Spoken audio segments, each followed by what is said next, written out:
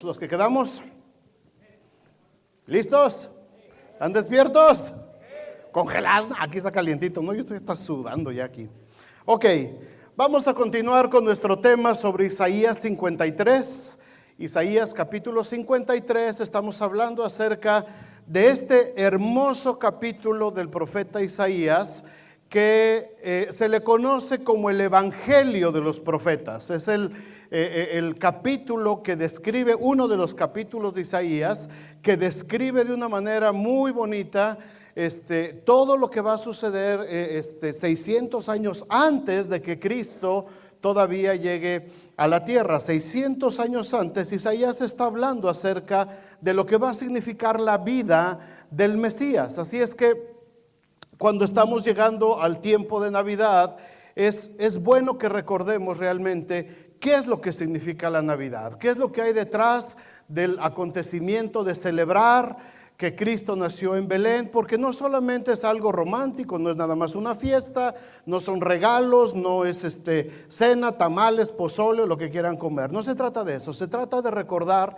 la importancia del evento que marcó el cambio total de la historia. Todos los días cuando nosotros ponemos la fecha en algún lugar y ponemos 18 de diciembre del 2017, estamos diciendo que hace 2017 años atrás la historia cambió. ¿Por qué? Porque vino Cristo, porque el Señor Jesús nació en Belén a traernos paz y libertad. Isaías habla bastante de esto. Ya hablamos de los 3 primeros versículos cuando el profeta Isaías hace esta pregunta: ¿quién ha creído al anuncio que hemos estado haciendo? ¿Sobre quién se ha manifestado el brazo del Señor, la misericordia del Señor? Y después sigue hablando acerca de los padecimientos de Cristo. Hace 8 días hablamos de cómo el Señor tuvo que padecer, cómo fue llevando en la cruz nuestras enfermedades, sufriendo nuestros dolores, y nosotros le tuvimos por azotado, por herido de Dios y abatido. Dice: mas el herido fue por nuestras rebeliones y el castigo de nuestra paz fue sobre él. Y hablamos de cómo fue este ministerio de Jesús en el momento de pagar por nosotros. Ahora el tercer tema, vamos a hablar los siguientes 3 versículos, 7, 8 y 9. Vamos a hablar acerca de la quietud de Jesús, la mansedumbre de Jesús. ¿Cuántos de aquí son de carácter así medio latita de gasolina? Que nomás le acercas un cerillo y ¡puf! ¿Alguien de aquí? No, ¿verdad? No hay. No le levantes la mano tú a tu marido. Cada quien, nadie, ¿verdad? Soy el único yo entonces. Somos 2. Gracias, Aníbal, somos 2, gracias a Dios. 3 a veces, dice el Benji, a veces cuando se le baja el azúcar. 4 cuando se le sube el azúcar. Bueno, gracias a Dios no es un problema generalizado aquí, pero vamos a aprender acerca de Jesús, porque Jesús, en medio de los tiempos tan difíciles, en medio de una prueba tan espantosa que le estaba llevando a la misma muerte, Isaías lo profetizó 600 años antes y efectivamente sucedió como él lo profetizó. Jesús, en medio de esa situación, mantuvo una quietud impresionante, mantuvo una mansedumbre que es digna de que nosotros aprendamos algo acerca de esa actitud. Porque es muy fácil para nosotros en los momentos de presión, cuando viene la prueba, cuando viene la tribulación y nos empieza a presionar, es muy fácil para nosotros abrir la boca, decir un montón de cosas que no deberíamos de haber dicho, explotamos, reventamos, y cuando nos damos cuenta, entonces nos arrepentimos. Pero ya, como dice Proverbios, 2 cosas hay que no vuelven: la palabra que salió de la boca y la flecha que fue lanzada por el arco. Así es que vamos a aprender acerca de Jesús. Versículos 7, 8 y 9. Dice: angustiado él y afligido, no abrió su boca. Como cordero fue llevado al matadero, y como oveja delante de sus trasquiladores, enmudeció y no abrió su boca. Por cárcel y por juicio fue quitado, y su generación, ¿quién la contará? Porque fue cortado de la tierra de los vivientes, y por la rebelión de mi pueblo fue herido. Y se dispuso con los impíos su sepultura, mas con los ricos fue en su muerte. Aunque nunca hizo maldad, ni hubo engaño en su boca. Vamos a ver qué significan estos tres versículos. Estos pasajes de Isaías han sido determinantes para la predicación del Evangelio desde el primer siglo, desde que empezó la historia de la iglesia, ha sido determinante y nos dan no solamente una esperanza para nuestra salvación, sino también un reflejo de nuestra condición en el mundo espiritual en el que nos estamos nosotros desenvolviendo todos los días. Para entender un poquito esto, cómo funcionó, abran su Biblia también en capítulo 8 de Hechos. En Hechos se nos habla una historia cuando el evangelio apenas empezaba a extenderse por todas las provincias alrededor de Jerusalén. Y Dios usa precisamente estos versículos a través de un hombre llamado Felipe para empezar a anunciar el evangelio, las buenas noticias de Jesucristo. Evangelio significa buenas noticias. Y Dios usa a este hombre, a este evangelista llamado Felipe, para predicarle el evangelio a un hombre que no era judío. Él no pertenecía al pueblo de Israel, él no pertenecía a la nación escogida de Dios. Este hombre pertenecía a otra cultura, a otro país, a otro continente inclusive. Él venía de Etiopía, de la parte norte de África. Él iba porque era un funcionario de la reina de Etiopía, iba de camino de Jerusalén a Gaza, una ciudad llamada Gaza, y Dios usa al hombre llamado Felipe para enseñarle a partir de esta escritura que estamos leyendo del profeta Isaías. Les anuncia que el evangelio es para todo el que quiera creer, no importa de dónde venga. Dice el versículo 28 del capítulo 8 de Hechos. Dice la historia: un ángel del Señor habló a Felipe diciendo: levántate y ve hacia el sur por el camino que desciende de Jerusalén a Gaza, el cual es desierto. Entonces él se levantó y fue, y sucedió que un etíope eunuco, funcionario de Candace, reina de los etíopes, el cual estaba sobre todos sus tesoros y había venido a Jerusalén para adorar. Era un hombre muy importante, no era un esclavo, era un hombre bastante importante. Dice el 28, volvía sentado en su carro y leyendo al profeta Isaías. Y el Espíritu dijo a Felipe: acércate y júntate a ese carro. Acudiendo Felipe, le oyó que leía al profeta Isaías y dijo: pero ¿entiendes lo que lees? Él dijo: ¿y cómo podré si alguno no me enseñare? Y rogó a Felipe que subiese y se sentara con él. El pasaje de la escritura que leía era este: como oveja a la muerte fue llevado, y como cordero mudo delante del que lo trasquila, así no abrió su boca. En su humillación no se hizo justicia, mas su generación, ¿quién la contará? Porque fue quitada de la tierra su vida. Respondiendo el eunuco dijo a Felipe: te ruego que me digas, ¿de quién dice el profeta esto? ¿De sí mismo o de algún otro?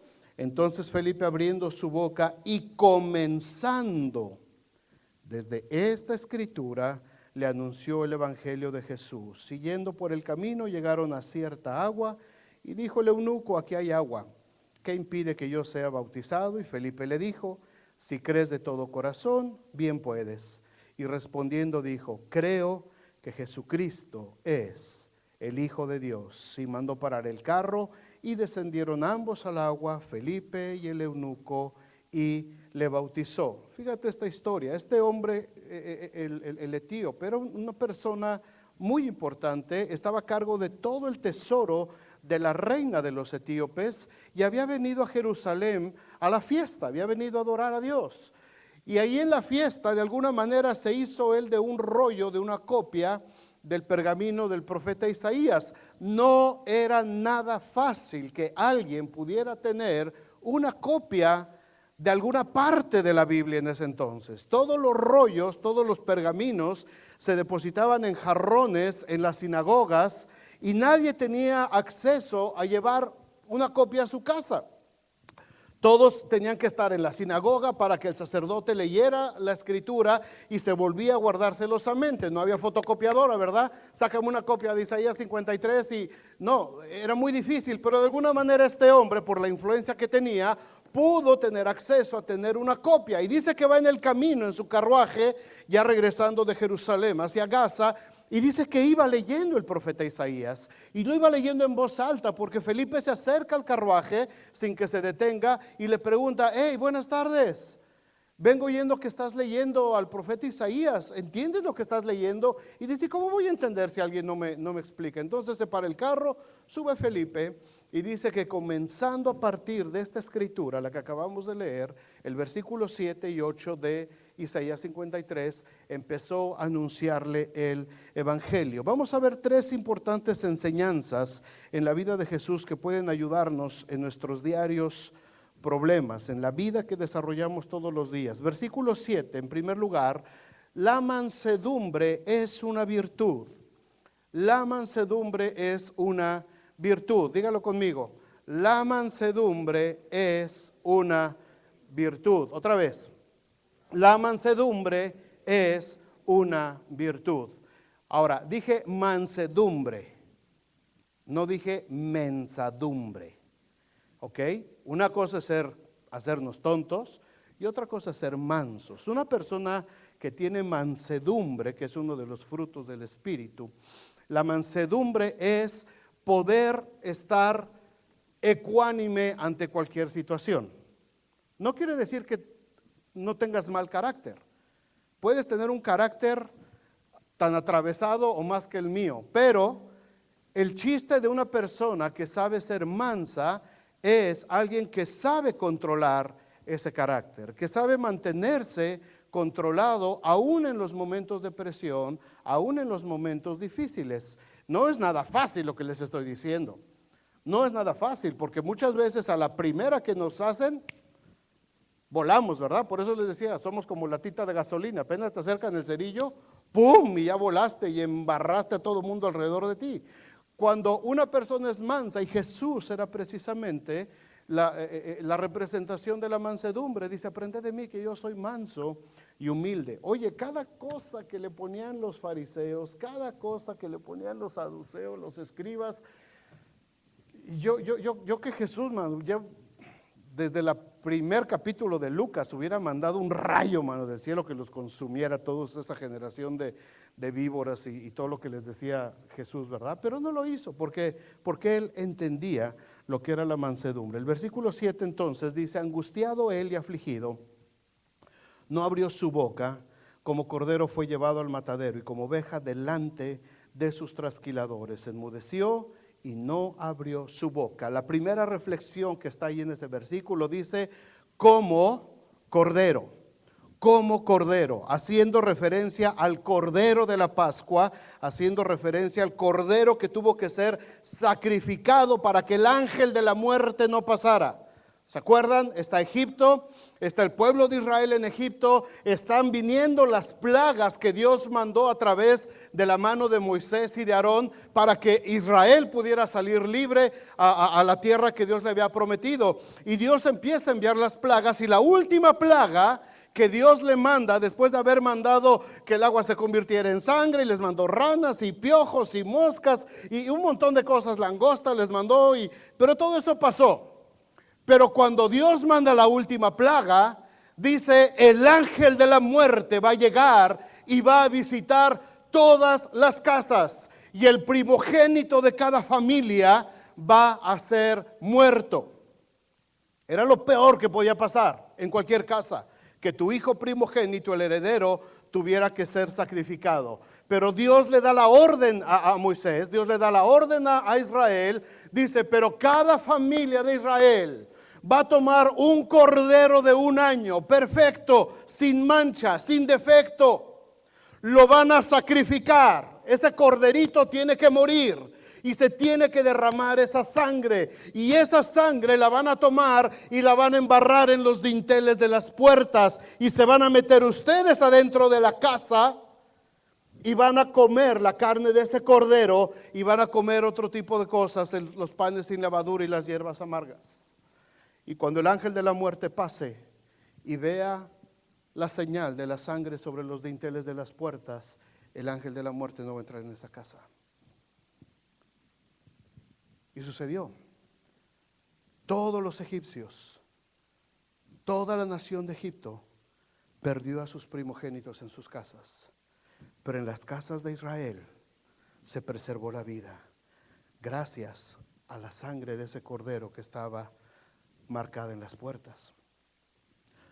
Isaías dice, como cordero, Jesucristo fue llevado al matadero, haciendo una referencia a ese sacrificio, haciendo una referencia, de hermanos, de que si nuestras vidas, si nuestros hogares están marcados con la sangre de Cristo, no tendremos temor de la muerte, sino que vendremos a vida eterna.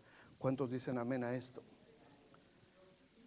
Si la sangre de ese cordero está marcando nuestra vida, nosotros vamos a pasar de muerte a vida.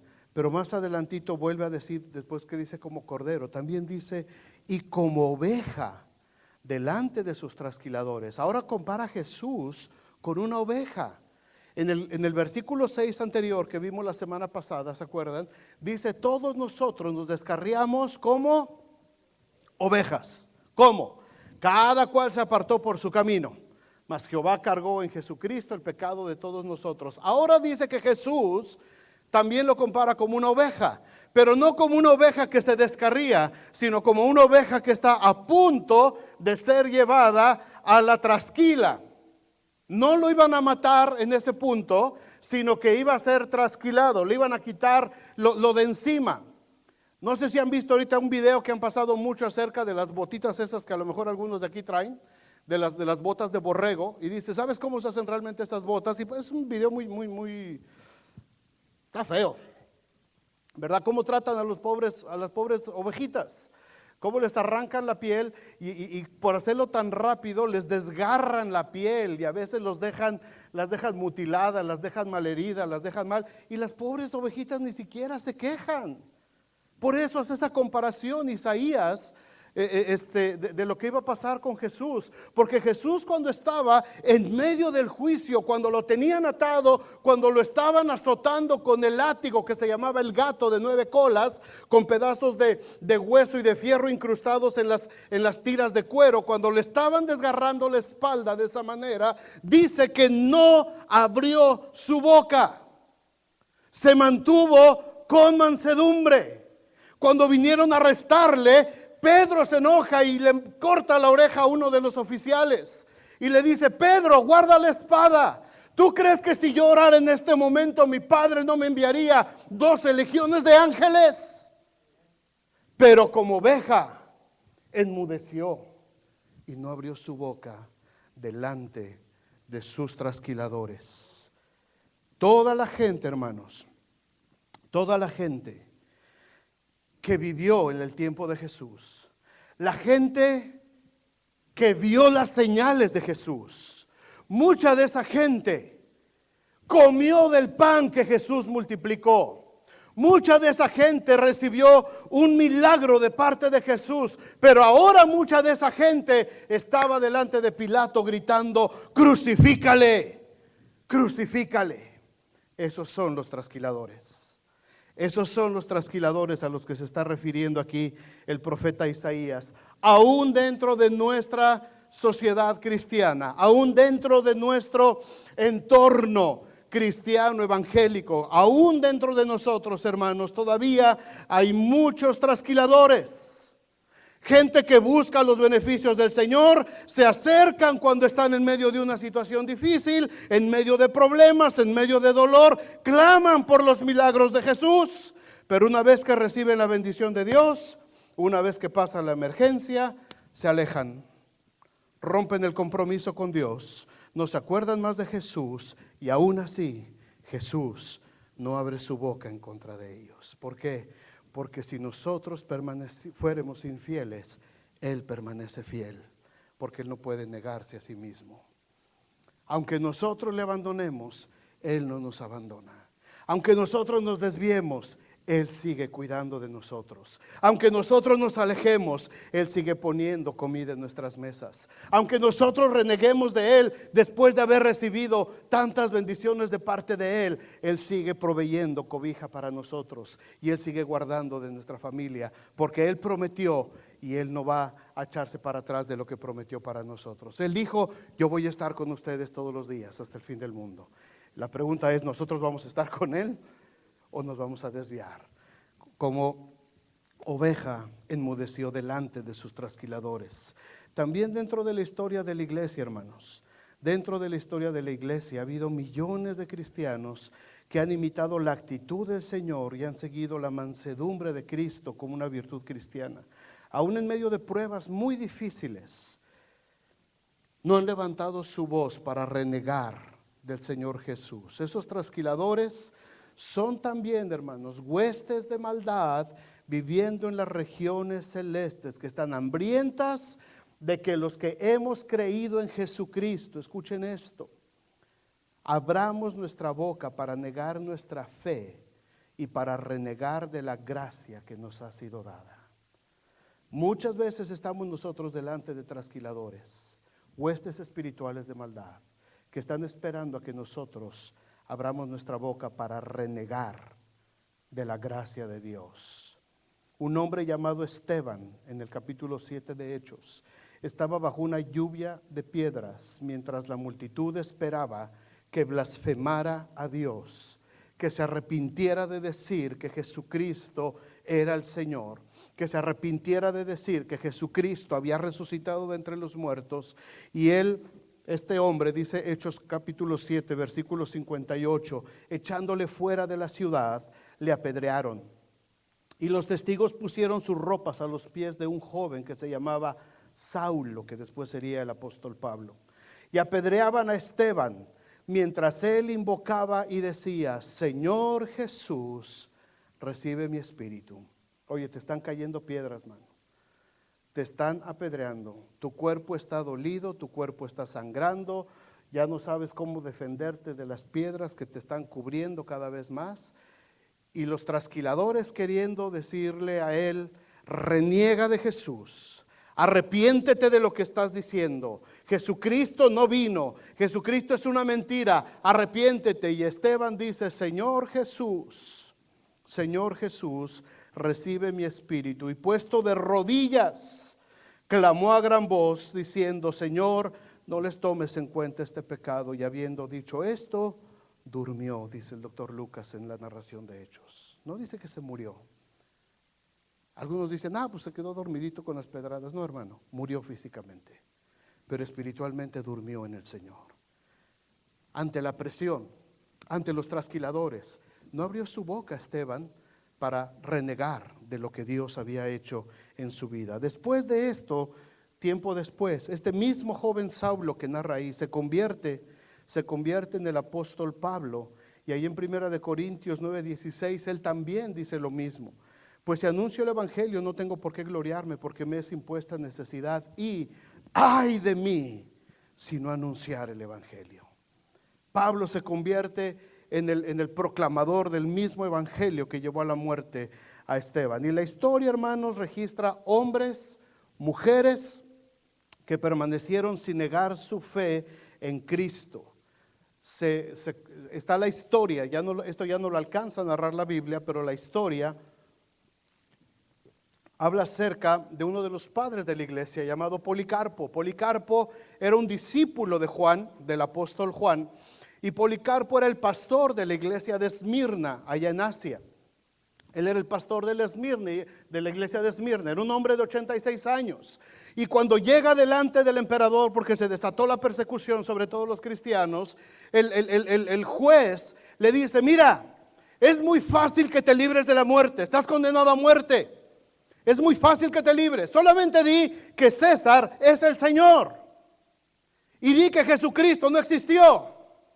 Y Policarpo dice: he servido al Señor por 86 años. ¿Cómo lo voy a negar en este momento? Y fue condenado a ser echado al fuego. La historia dice que el fuego no le dañó a Policarpo Así es que lo sacaron del horno como a los jóvenes de Babilonia y lo tuvieron que atravesar con una espada para matarlo. Pero él dijo, yo he servido al Señor, ¿cómo lo voy a negar? Como oveja enmudeció delante de sus trasquiladores. No cedió a la presión, no se dio por vencido ante la presión de lo que estaba sucediendo en su vida. A lo largo, hermanos, a lo largo de la historia, millones y millones de cristianos de todos los países, en todas las culturas, han sabido callar delante de sus trasquiladores. Satanás y las huestes de maldad nos acorralan, hermanos. Escúchenlo, por favor. Satanás y sus huestes de maldad todos los días nos quieren acorralar a cada instante para que nosotros neguemos nuestra fe, para dejarnos y darnos por vencidos, para derrotarnos, para dejar de creer en la gracia de Dios, a pesar de haber visto muchas veces milagros, maravillas en nuestras vidas, en nuestras familias. En medio de las tribulaciones, en medio de las pruebas, a veces empezamos a gritar, Dios, ¿por qué no me escuchas? Dios, si de veras eres hija de Dios, sáname. Y empezamos a repelarle y empezamos a abrir nuestra boca renegando del Señor. Y después decimos, como Dios no me oye, pues ya me voy para otro lado. Y renegamos del Señor. Y los trasquiladores dicen, ganamos. Las huestes de maldad dicen, esta ovejita salió chillona. Y nos derrotan. Y nos derrotan. Ahora, no estoy minimizando el dolor que podemos sentir en medio de una prueba, hermanos. Yo sé que es un dolor que desgarra el alma cuando tienes un hijo enfermo.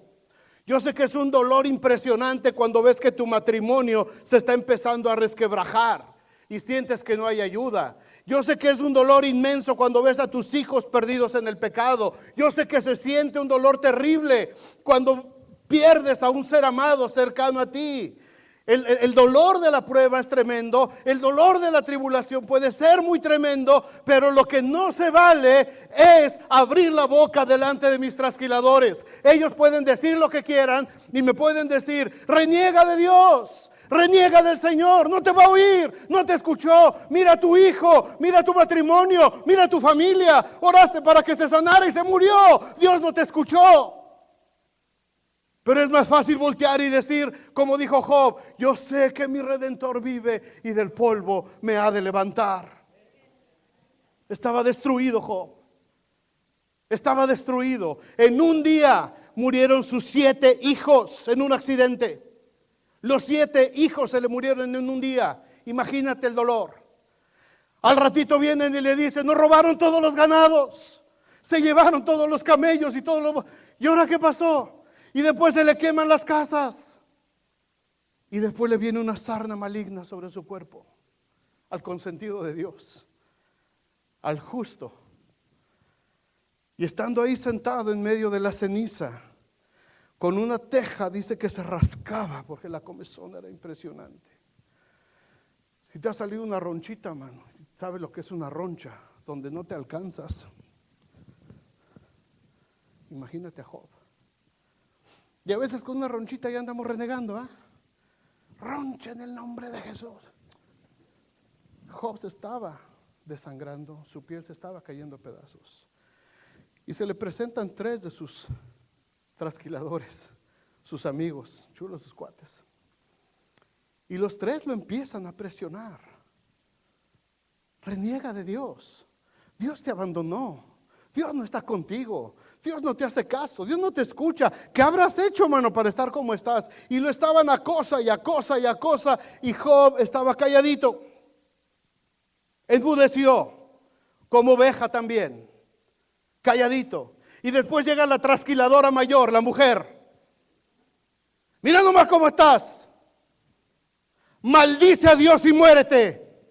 Ayuda idónea, Dios mío. Demonio, ayuda idónea. Maldice a Dios y muérete. Y Job se queda callado y solamente se voltea y dice esas palabras: yo sé que mi Redentor vive y del polvo me ha de levantar. Y en todo esto, dice la Biblia, en todo esto no se halló pecado ni palabra en contra de Dios de parte de Job. A eso se refiere este versículo, hermanos. A esto se refiere la enseñanza para nosotros. Presiones vamos a tener todos los días. Tribulación vamos a tener todos los días. Los trasquiladores van a estar delante de nosotros todos los días, esperando que abramos nuestra boca y que reneguemos de la gracia que nos ha sido dada por medio de su divino poder. Y muchos quizás vamos a ceder ante esa presión. Quizás vamos a ceder ante esa presión. Pero cuando estemos en medio de la prueba, hermanos, cuando estemos en medio del dolor, por favor, refúgiate en Cristo. Refúgiate en el Señor, escóndete en su presencia, pero enmudece delante de los trasquiladores. No hables mal del Señor, no reniegues de tu fe, no te des por vencido, no te derrotes, porque el Señor sigue estando en su trono de gloria. Y Él sigue actuando a pesar de que nosotros pensemos que ya se olvidó de nosotros. Él está ahí y Él sigue manteniendo el control de todas las cosas. Decía un himno viejito, ¿te acuerdas, Benji? Cuando estés cansado y abatido, dilo a Cristo. Si te sientes débil, confundido, dilo a Cristo el Señor. No hay amigo como Cristo, dilo tan solo a Él. Cuando esté el tiempo de prueba, hermano, refúgiate en el Señor. Cuando esté el tiempo de tribulación, refúgiate en el Señor. Cuando esté el tiempo difícil y la presión y el dolor y todo esto venga sobre nosotros, hermanos, refugiémonos en el Señor. No hay amigo como Cristo. Dilo tan solo a Él. Angustiado Él y afligido, no abrió su boca. Como cordero fue llevado al matadero y como oveja delante de sus trasquiladores, enmudeció y no abrió su boca. La mansedumbre de Jesús. Versículo 8, la indiferencia del mundo. Dice este versículo 8 de Isaías 53. Por cárcel y por juicio fue quitado. Y su generación, ¿quién la contará? Porque fue cortado de la tierra de los vivientes y por la rebelión de mi pueblo fue herido. Isaías está hablando acerca de que el Mesías va a ser llevado a un juicio que no tiene nada de justicia, porque es un juicio humano y la justicia humana salía toda torcida en ese tiempo. No iba a haber justicia realmente, iba a ser solamente la voluntad de unos cuantos, de la gente que estaba en contra de Jesús. Así es que dice que fue contado por juicio y por justicia, esa justicia que no tenía nada que ver. Él era inocente, él no había hecho nada, era bueno, pero el juicio de los hombres le condenó a la muerte. De esa manera es cortado de la tierra de los vivientes, como dice Isaías, a causa de la rebelión de cada uno de nosotros que estamos ahora aquí. Pero en medio de esta declaración profética, Isaías vuelve a lanzar una pregunta. ¿Se acuerdan como la del versículo 1? ¿Quién ha creído a nuestro anuncio? Dice Isaías. ¿Y sobre quién se ha manifestado el brazo de Jehová? Y en medio de este versículo 8 vuelve a lanzar otra pregunta nuevamente. Dice, ¿y su generación? ¿Quién la contará? ¿Quién la va a platicar? ¿Quién va a hablar de todas las cosas que este Mesías, este enviado de Dios va a hacer por medio de lo que Cristo estuvo haciendo en la tierra, de sus milagros? ¿Quién se va a encargar de hacer saberle al mundo que el Cordero de Dios va a pasar, lo que le va a suceder, por qué le van a matar? ¿Quién se va a encargar de decirle a todo el mundo, de proclamar que Dios amó de tal manera al mundo que dio a su Hijo unigénito? Dice Isaías, ¿quién? ¿Quién lo va a decir? Su generación, ¿quién la va a contar? ¿Quién va a anunciar que el Rey de Reyes va a ser cortado de la tierra de los vivientes? Si a él le quitan la vida, Isaías está preocupado por lo que va a suceder, porque está viendo esa revelación de parte de Dios, que ese hombre, ese Mesías, ese siervo, ese ungido de Dios, iba a ser quitado de la tierra de los vivientes, iba a ser muerto. Isaías tiene la pregunta, ¿quién lo va a decir? Cuando esto suceda, ¿quién lo va a platicar? ¿Cómo se van a enterar las generaciones de lo que Dios ha hecho a través de este hombre? Isaías deja la pregunta en el aire por más de 600 años. Y de pronto, como leímos hace ratito, en un camino polvoriento entre Jerusalén y Gaza, un hombre llamado Felipe escucha a este hombre en su carruaje diciendo, ¿y su generación quién la contará? Y dice Felipe, yo la voy a contar. Y abriendo la escritura, desde esta escritura, le empezó a anunciar el evangelio de Jesucristo. Años después, el doctor Lucas levanta la mano también y dice, yo lo voy a contar. Lucas capítulo 1, versículo 1 dice, puesto que ya muchos han tratado de poner en orden la historia de las cosas que entre nosotros han sido ciertísimas, tal como nos las enseñaron los que desde el principio lo vieron con sus ojos y fueron ministros de la palabra, me ha parecido también a mí, después de haber investigado con diligencia todas las cosas desde su origen, escribírtelas por orden, oh excelentísimo Teófilo, para que conozcas bien la verdad de las cosas en las cuales has sido instruido. Lucas dice, yo lo voy a contar. Isaías dice, preocupado 600 años antes, ¿quién lo va a hablar? ¿Quién lo va a contar? ¿A quién se le va a encargar este ministerio? Y vemos a lo largo de la historia hombres y mujeres levantando la mano diciendo, yo lo voy a contar, yo lo voy a decir, Isaías, yo lo voy a decir. Esa preocupación que tienes, yo la voy a decir. Después el apóstol Pablo también levanta su mano en la historia y dice, yo lo voy a contar.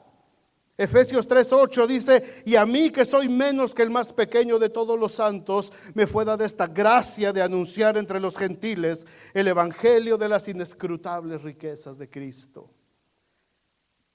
El anciano apóstol Juan, en el año 90, hace 60 años que murió Jesús y resucitó.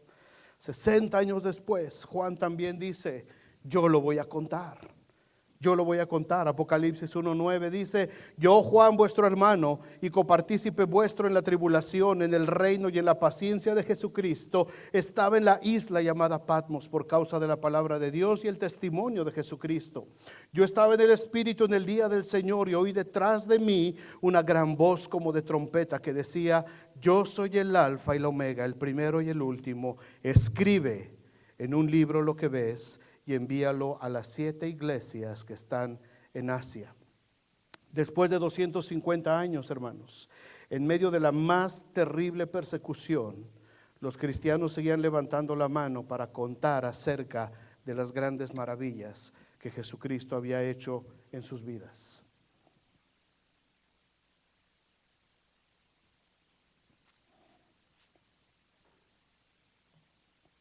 La historia habla de cuando estos cristianos, en estos 250 años, eran forzados a negar lo que estaban hablando, pero ninguno se podía quedar callado. Y eso significaba que iban a ser atravesados por las espadas romanas. Tomaban a los niños y les decían a los padres, niega lo que estás diciendo, dale honra a César y quema incienso para César. Si no lo haces, tus hijos van a sufrir las consecuencias.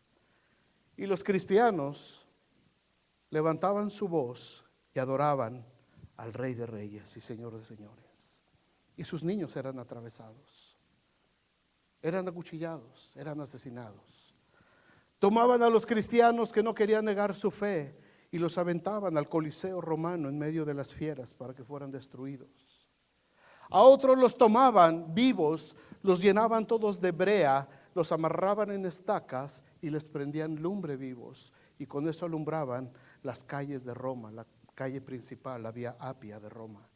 Era iluminada con antorchas humanas, cristianos que nunca negaron su fe, que siempre dijeron, yo lo voy a contar. Yo no me voy a quedar callado por lo que Cristo ha hecho.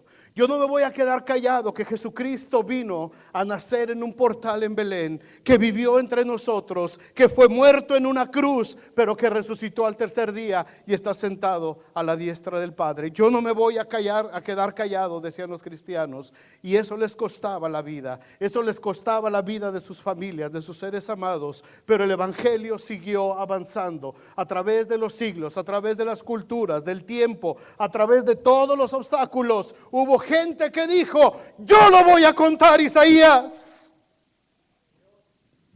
Y su generación, ¿quién la contará? Dice el profeta 600 años antes. Y 2000 años después, aquí estamos nosotros. ¿Por qué? Porque hubo alguien en la vida de cada uno de nosotros que dijo, yo lo voy a contar. Y nos platicaron y nos dijeron, sabes que tu vida tiene remedio, sabes que la situación que estás viviendo tiene remedio, sabes que tu matrimonio se puede restaurar, sabes que tus hijos se pueden salvar, sabes que puedes sanar de la enfermedad, sabes que Jesucristo vino a morir por ti en una cruz para darte el amor que necesitas y sacarte de esas prisiones de oscuridad, de tristeza, de depresión en la que estás viviendo. Alguien levantó la mano y dijo, yo le voy a platicar a José. Alguien levantó la mano y dijo, yo le voy a platicar a Ariel. Alguien levantó la mano y dijo, yo le voy a platicar a Margarita y a Juan. Alguien levantó la mano y dijo, yo le voy a platicar a Marta y a José. Alguien levantó la mano y dijo, yo le voy a platicar a Rosy y a Jorge. Alguien levantó la mano y contestó la pregunta de Isaías. Y su generación, ¿quién la contará? ¿Y saben qué? Estamos en este lugar aquí. Yo quiero contestar a esa pregunta también. Su generación, ¿quién la contará? Yo la voy a contar, Señor. Yo la voy a contar. ¿Alguien quiere decir también conmigo esto? Yo la voy a contar. Yo la voy a contar. Yo no me voy a quedar callado, porque todavía hay una generación que necesita saber esto. Hay una generación que necesita escuchar que Jesucristo es el Hijo de Dios.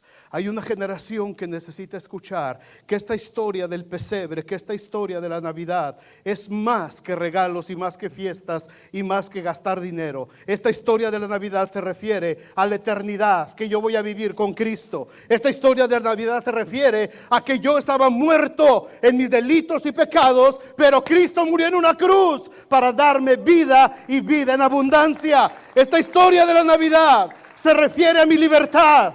Esta historia de la Navidad se refiere a que mis cadenas fueron rotas. Esta historia de Navidad se refiere a que mi familia y yo podemos vivir como Dios quiere que vivamos.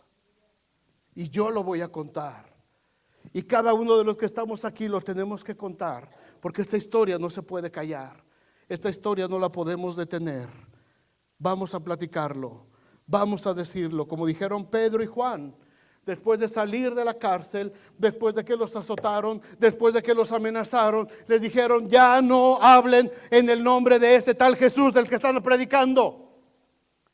Y Pedro y Juan, azotados, desgarrados de la espalda, dicen, juzguen ustedes ahora si es necesario obedecer a Dios antes que a los hombres, porque nosotros no nos podemos quedar callados de todo lo que hemos visto y todo lo que hemos escuchado. No se podían callar. Y en tercer lugar, versículo 9, la imagen que tenemos ante el mundo. ¿Cuál es la imagen que Jesucristo dejó ante el mundo? ¿Y cuál es la imagen que nosotros tenemos como personas y como iglesia ante el mundo? Versículo 9 dice, y se dispuso con los impíos su sepultura, mas con los ricos fue en su muerte, aunque nunca hizo maldad, ni hubo engaño en su boca. Isaías cierra esta sección hablando de cómo iba a ser la respuesta de Jesús en medio de la tribulación y de la prueba.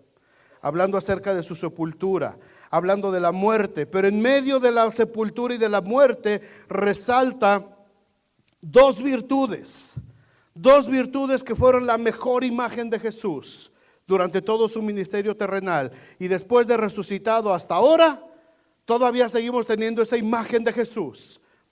Dice Isaías, no hubo maldad, es decir, una imagen de bondad. Jesús es bueno, el Señor es bueno con nosotros. Hay bondad en Él, hay bondad en su mirada, hay bondad en sus brazos, hay bondad porque solamente Él desea darnos cosas buenas. Y la otra es, nunca hubo engaño en su boca. Jesús dijo, yo soy el camino, la verdad y la vida. Nunca mintió, nunca engañó, nunca dijo mentira.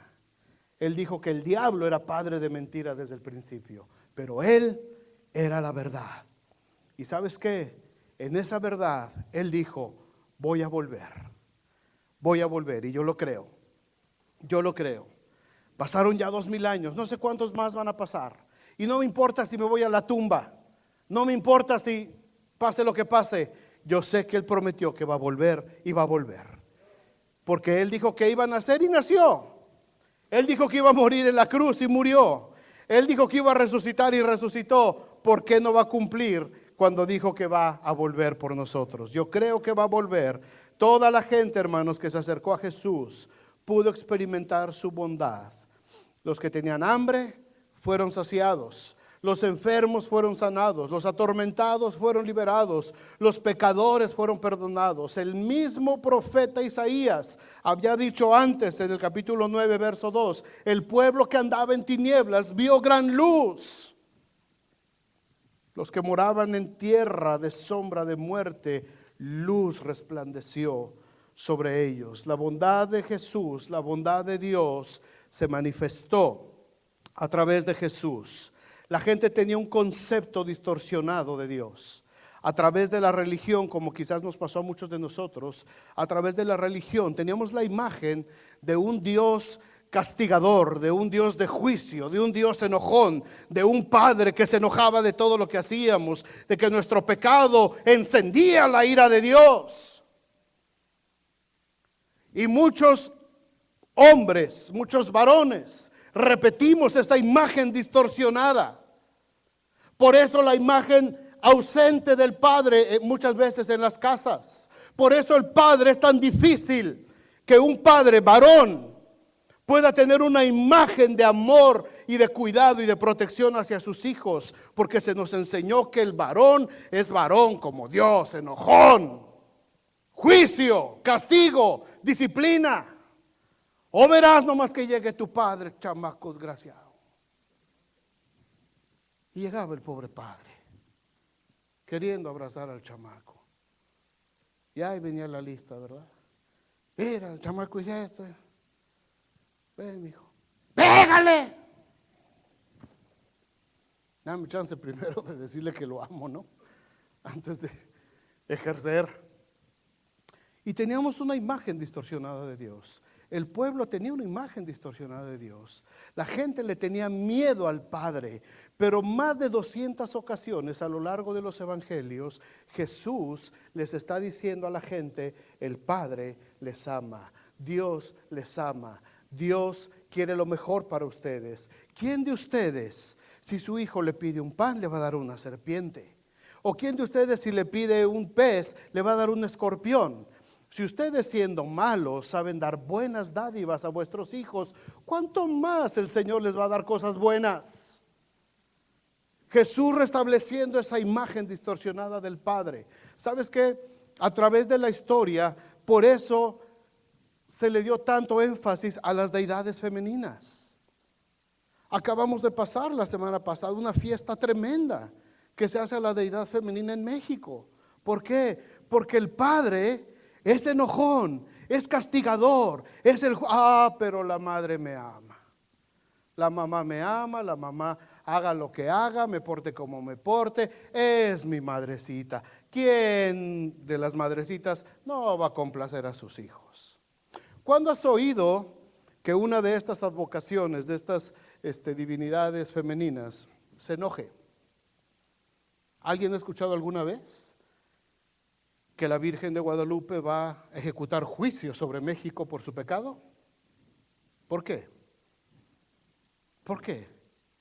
¿Alguien ha visto a alguien que la Virgen del Sagrado Corazón o la Virgen de la Concepción o la Virgen de Lourdes o la Virgen de cualquiera de Fátima, la que sea, está tan enojada por el pecado del pueblo y porque la gente se está desviando de los caminos de Dios, que va a traer condenación sobre la nación? ¿Alguien ha escuchado alguna vez algo así? ¿Por qué? ¿Pero alguien ha escuchado alguna vez que si haces algo malo, Dios te va a castigar? Algo está mal. Algo está mal. Entonces, ¿qué es lo que hacemos cuando tenemos una necesidad espiritual? ¿Con quién vas? ¿Con quién vas? ¿Con papá o con mamá? No es difícil de pensar, ¿verdad? Y por eso vemos a toda la gente vaciada con mamá.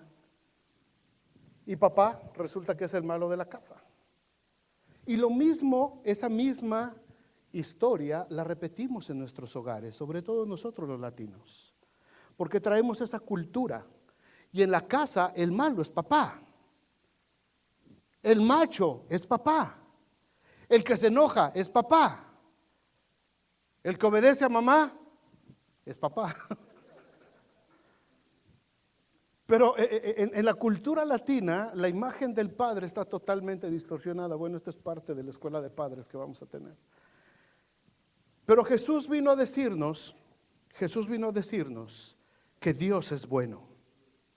Y que Dios amó de tal manera a cada uno de nosotros que dio a su Hijo unigénito para que todo aquel que en Él crea no se pierda, mas tenga vida eterna. ¿Qué mayor amor, qué mayor bondad esperamos de un Padre que nos dé la vida eterna? Pablo describe también la bondad de Jesús en Tito 3:4.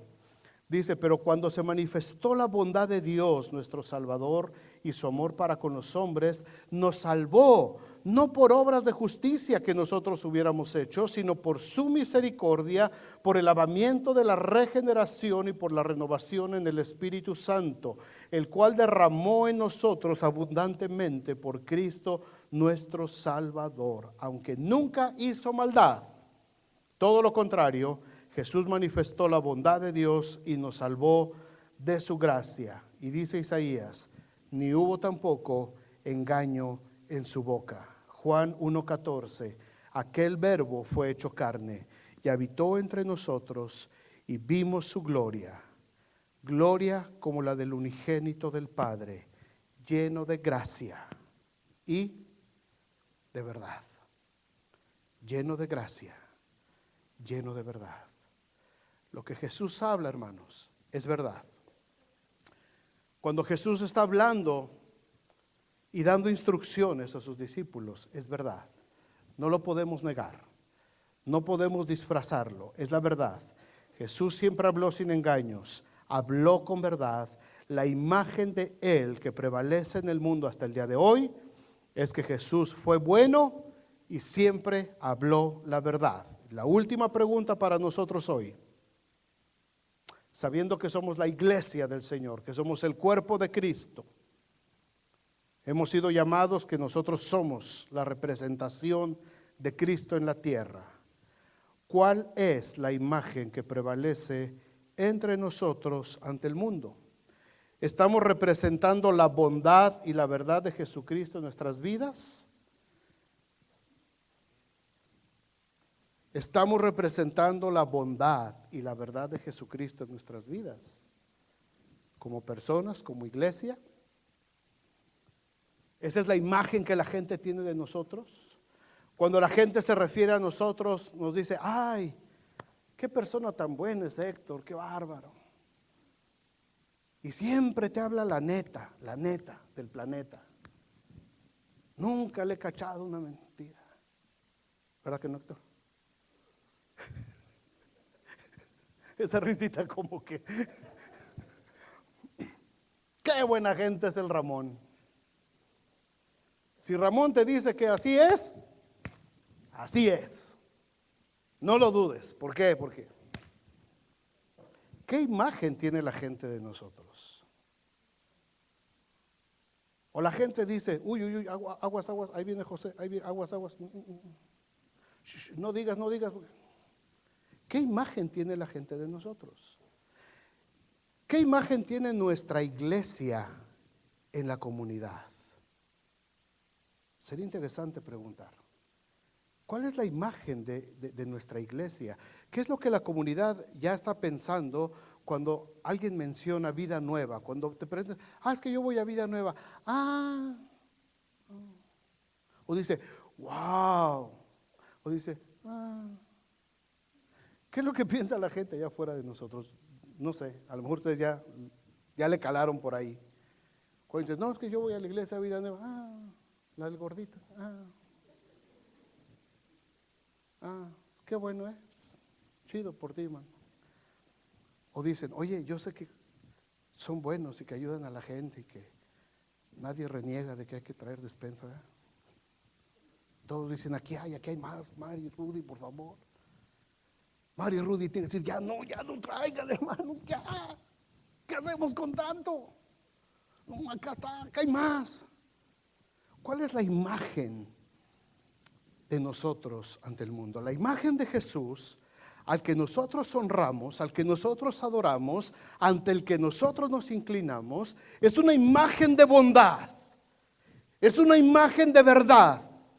Cuando queremos saber algo para nuestra vida, vamos a la palabra de Dios y sabemos que es verdad lo que dice la palabra de Dios. Cuando necesito algo en medio de una tribulación, yo voy a ir con el Señor porque yo sé que Dios es bueno y para siempre es su misericordia. Pero resulta que yo soy la representación de Cristo en la tierra. ¿Cuál es la imagen que hay de mí? Les iba a decir que me dijeran, pero no me digan. De mí. Si les pregunto, mejor no les pregunto. Me van a pedrear casi aquí. Pero ¿qué dice la gente de ti? Oye, qué buena gente es el Ariel. Bien bueno. Nunca lo he visto enojado. Nunca lo he visto despeinado. O sea, dice, tú te enojas y se te paran los pelos. Al Ariel siempre está igual, mansedumbre total. ¿Qué imagen tiene la gente de nosotros? ¿Cómo se expresa la gente de nosotros, que somos la representación del cuerpo de Cristo? Volvemos y terminamos con la historia de Felipe y el eunuco, Benji. Hechos 8:36. Y yendo por el camino, llegaron a cierta agua. Y dijo el eunuco, aquí hay agua. ¿Qué impide que yo sea bautizado?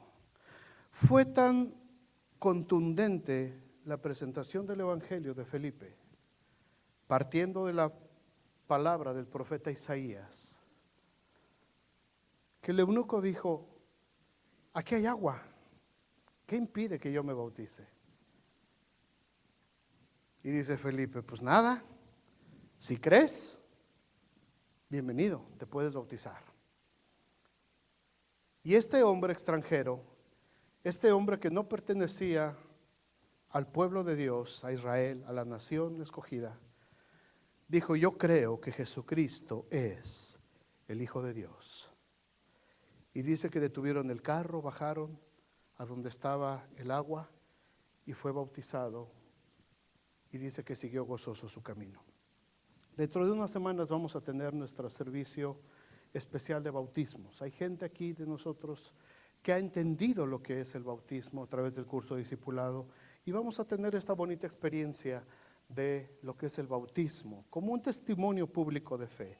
El bautismo no es para salvación, el bautismo no es para comprometerte con nada, el bautismo es decir, yo creo en Jesucristo, yo creo que Jesucristo es el Hijo de Dios y como testimonio de que creo que Jesucristo es el Hijo de Dios, yo quiero bautizarme representando que he sido muerto, que he sido sepultado y que he sido resucitado a la nueva vida en Cristo Jesús, porque somos sepultados juntamente con Él a muerte por el bautismo, para que así como Cristo resucitó de los muertos por la gloria del Padre, así también nosotros andemos en vida nueva.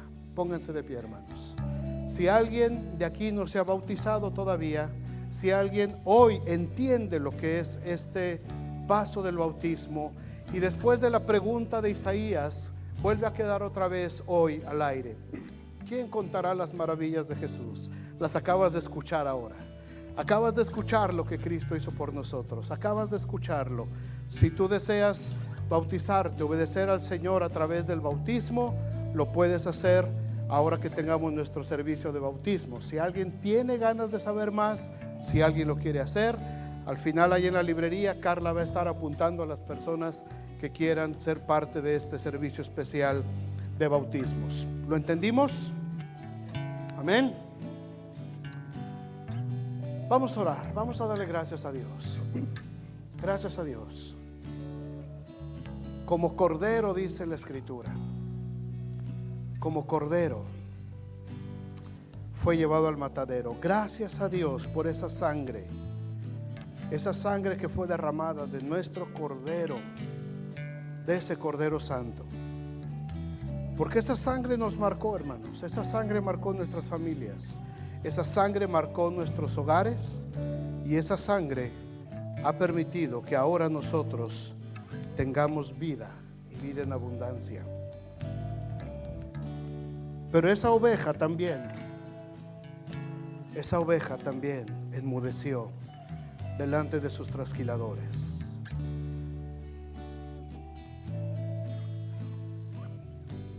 Y fue algo terrible lo que le estaba pasando.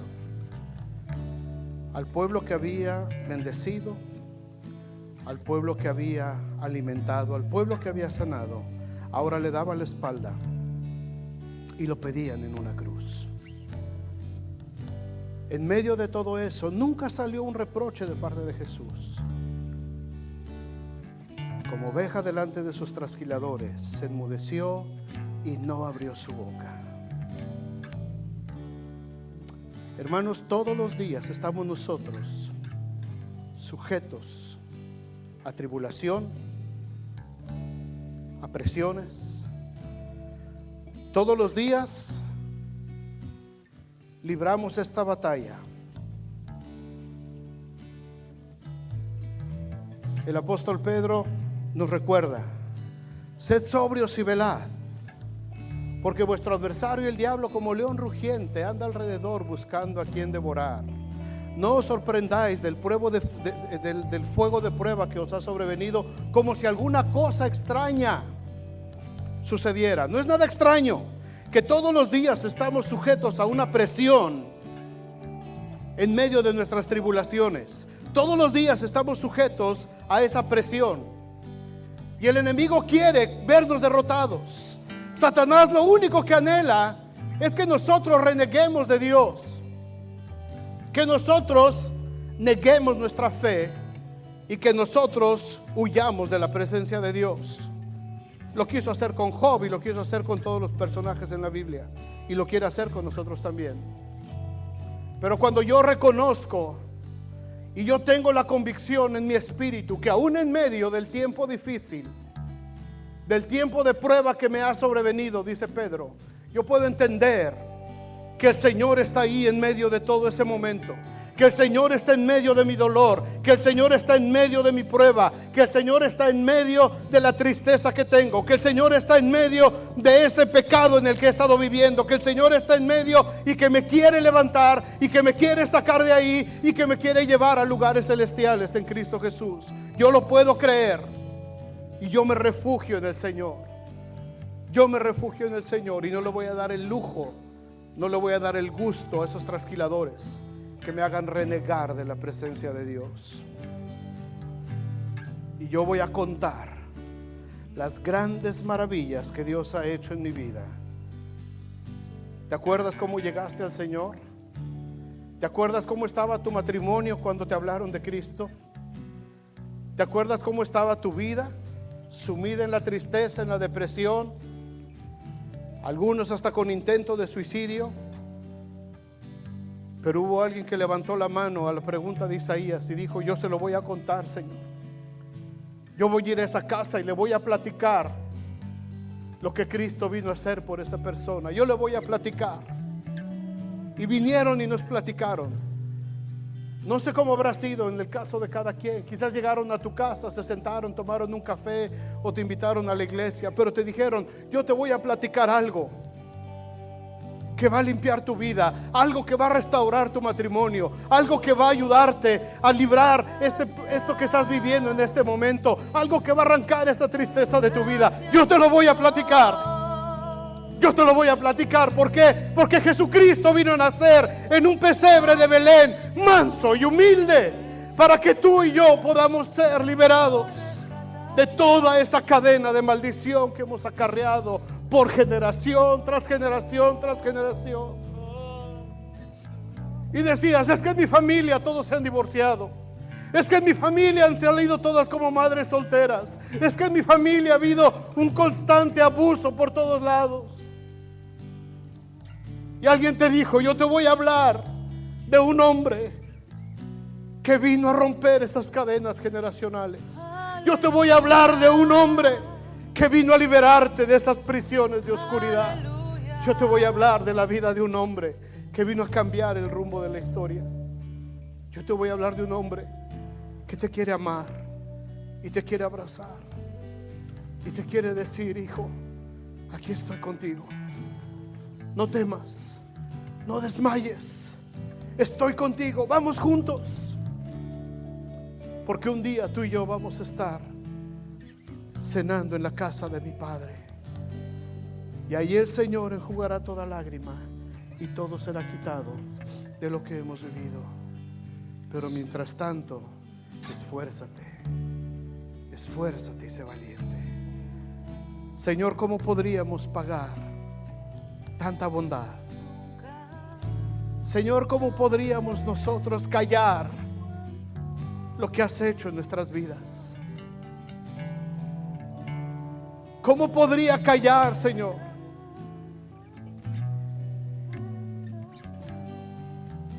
El sentirme libre después de cargar con condenación por tantos años. ¿Cómo podría negar, Señor, el gozo que has traído a mi corazón? ¿Cómo puedo negar, Señor? ¿Cómo podría callar el gozo que has traído a mi familia? ¿Cómo podría dejar de contar acerca de la paz que puedo sentir aún en medio de las situaciones más difíciles de mi vida? ¿Cómo puedo dejar de hablar, Señor, esa tranquilidad que invade mi ser, aún en medio del dolor y aún en medio de la muerte? ¿Cómo puedo dejar de hablar? ¿Cómo puedo negar lo que mi espíritu ha experimentado?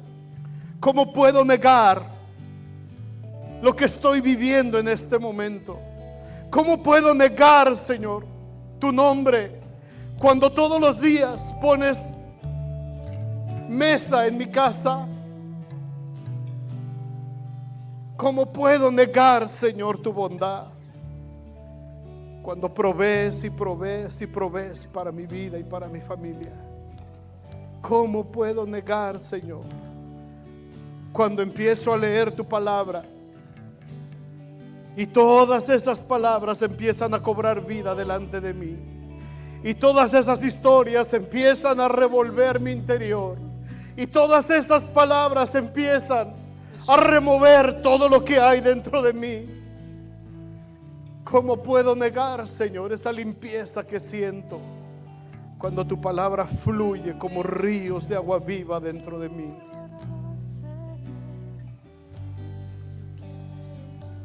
Oh, bendito Dios. Bendito Dios. ¿Cómo negar la verdad de tu palabra, Señor? ¿Cómo negar la verdad, Señor? Lo que hemos vivido, lo que hemos visto y lo que hemos oído, no lo podemos negar. Ahí está. No lo podemos negar. Vamos a adorar al Señor, hermanos. Levanta tu voz y adora al Señor.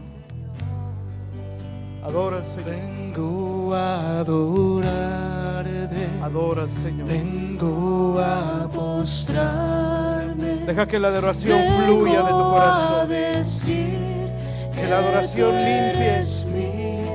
Que la adoración empiece a limpiar. Solo tú eres bello. Solo tú eres digno y maravilloso para mí. Vengo a adorarte, vengo a postrarme, vengo a decir que tú eres mi Dios. Solo tú eres bello, solo tú eres digno y maravilloso para mí. Si tú nunca has entregado tu vida a Cristo, hoy es un buen día para hacerlo. No estás aquí por casualidad. Igual que ese hombre en su carreta, en el camino, ahora tú estás aquí. No en medio del desierto y la tierra, estás en medio de la nieve, pero llegaste aquí. Y escuchaste que estamos hablando acerca del profeta Isaías. Y ahora te hemos explicado lo que significa esta escritura. Tú puedes decir en esta tarde: yo creo que Jesucristo es